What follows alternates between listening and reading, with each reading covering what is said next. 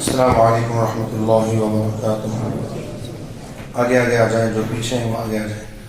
درود پاک پڑھیں۔ اللہم صلی علی سیدنا مولانا محمد وعلی آلہ وصحبہ وبارک وسلم علیہ صلاۃ و سلام علیک یا رسول اللہ صلی اللہ تعالی علیہ وآلہ وسلم۔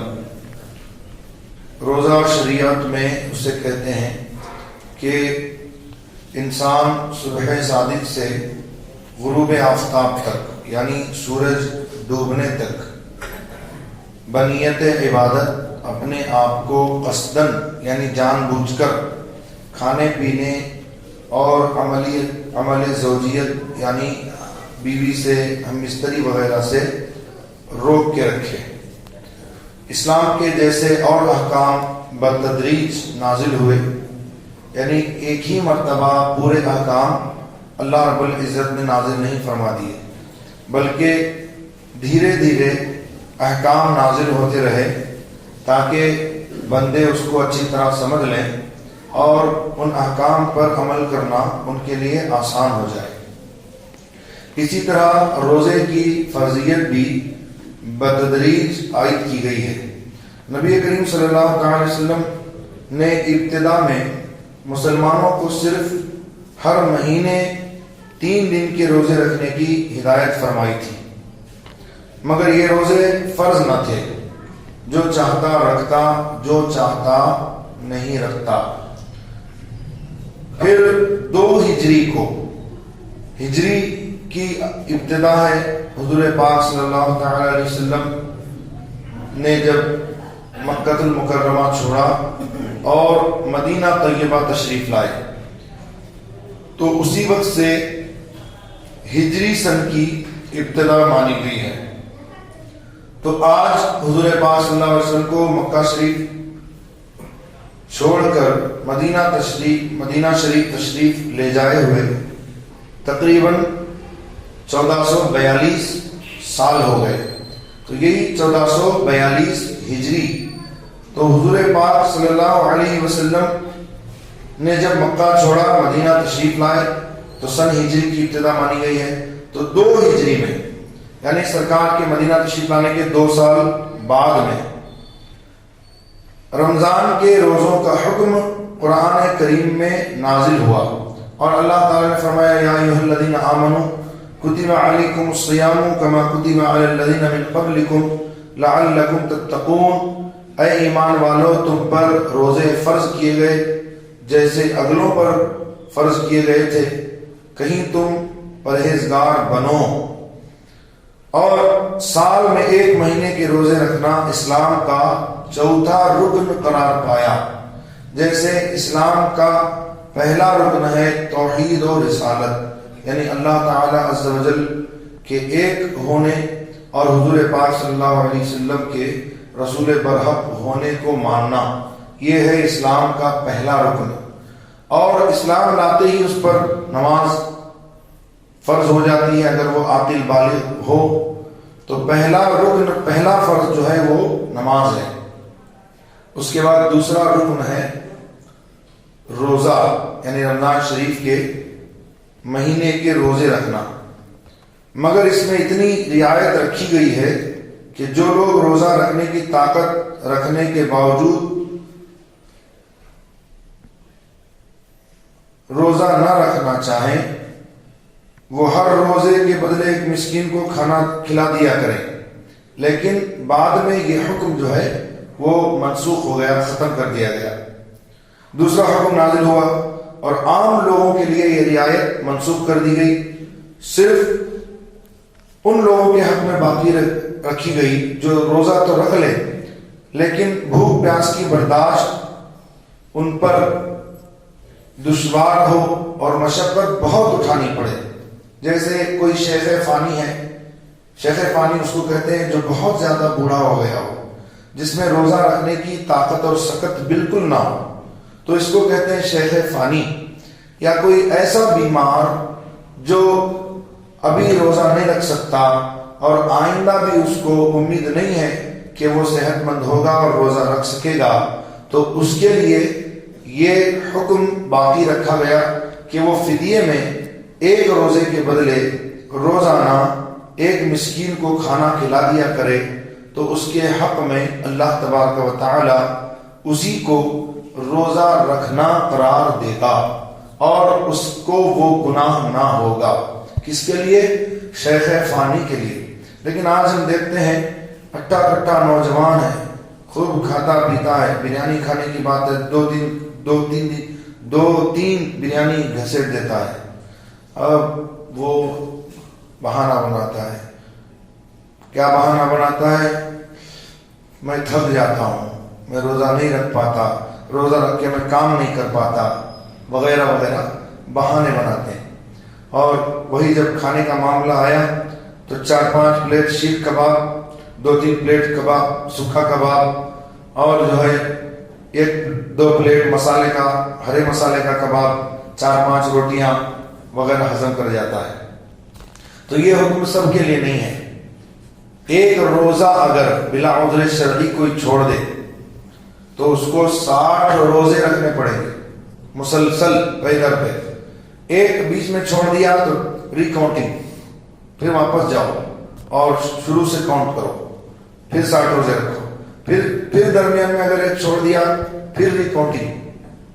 سمجھ رہے ہیں آپ؟ یا ایک غلام آزاد کرنا، یا 60 مسکینوں کو 2 وقت پیٹ بھر کے کھانا کھلانا، یہ ہے روزے کا کفارہ.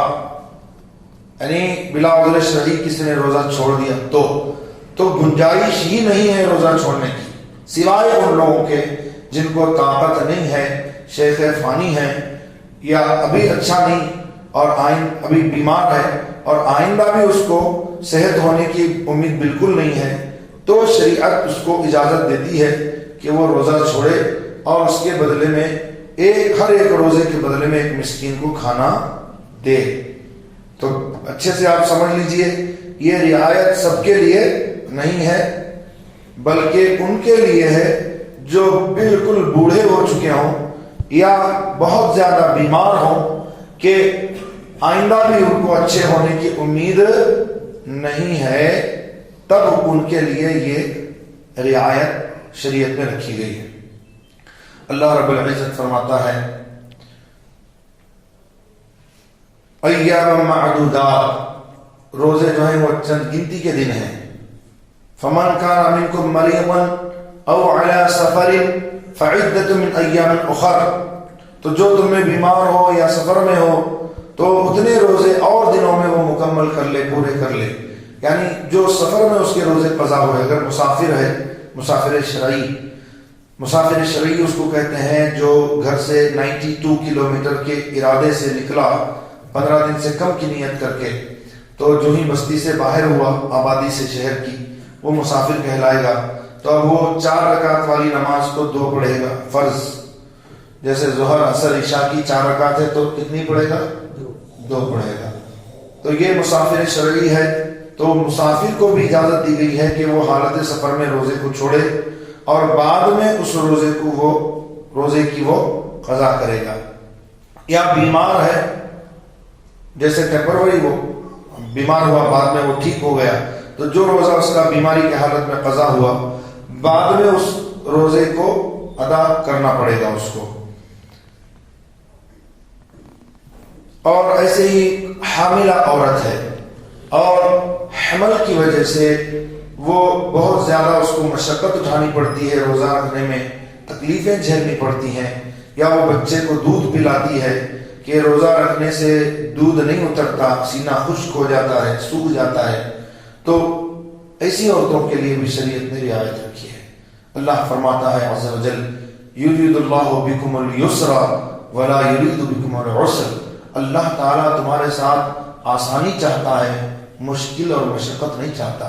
کتنا بڑا کریم ہے ہمارا رب عز وجل کہ ایسے احکام اللہ تبارک و تعالیٰ نے ایسے احکام کا مکلف مسلمانوں کو بنایا جتنی وہ جھیلنے کی طاقت رکھ سکیں اور جسے بآسانی وہ پورا کر سکیں. اور وہ احکام بندوں کے ذمے اللہ عز وجل نے لاگو نہیں فرمائے یا زبردستی اللہ رب العزت نے بندوں کے سروں پر وہ نہ تھوپ دیا کہ جس کی وجہ سے بندے مشقت میں پڑ جائیں.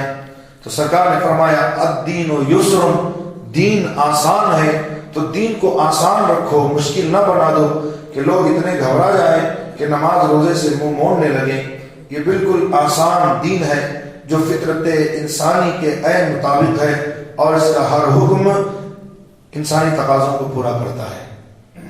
تو اسلام ایک ایسا مذہب ہے جو اس انسانی فطرت کے بالکل عین مطابق ہے۔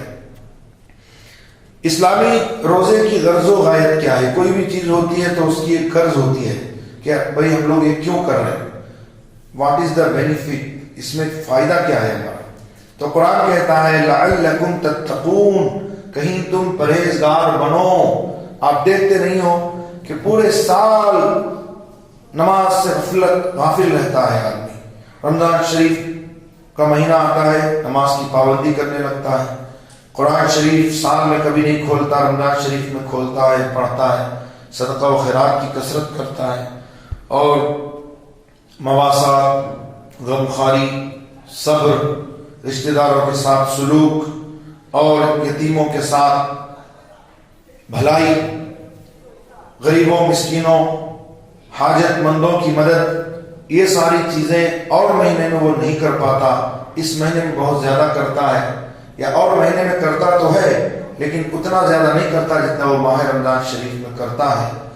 تو یہ مہینہ جو ہے وہ تقوی اور پرہیزگاری کا مہینہ ہوتا ہے، یہ ٹریل ہے، یعنی یہ ایک مہینے کے اندر اس کو گویا ٹریننگ دی جا رہی ہے کہ اسے سال کے 11 مہینے کیسے گزارنے ہیں۔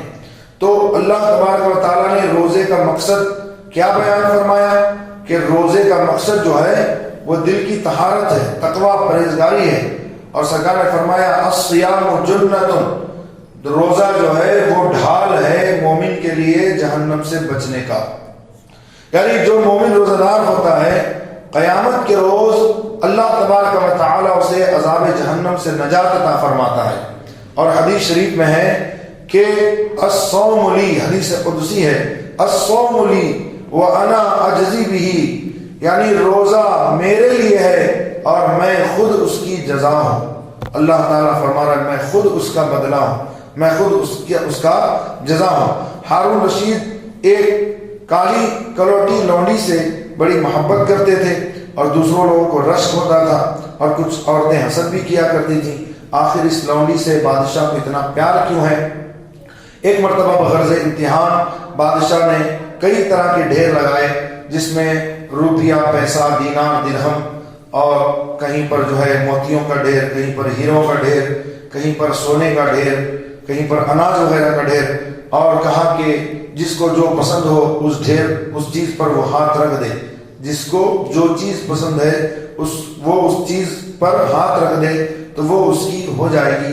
تو کسی نے دینار کے ڈھیر پر ہاتھ رکھا، کسی نے درہم کے ڈھیر پر ہاتھ رکھا، کسی نے موتیوں کے ڈھیر پر ہاتھ رکھا۔